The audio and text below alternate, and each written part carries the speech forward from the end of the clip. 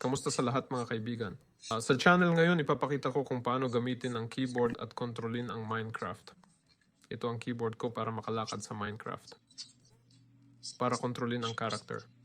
Para makalakad pasulong, pindutin ang W. Para tumalon, pindutin ang spacebar.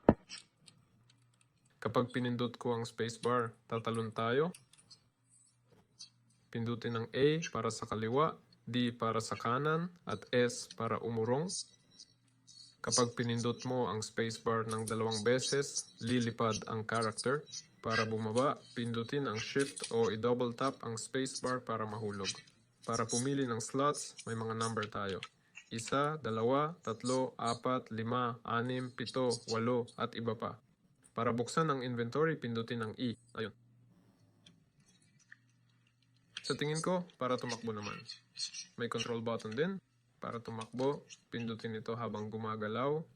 O pwede rin gamitin ang Shift para maglakad ng dahan-dahan at tahimik. Ako si Weller. Paalam sa lahat.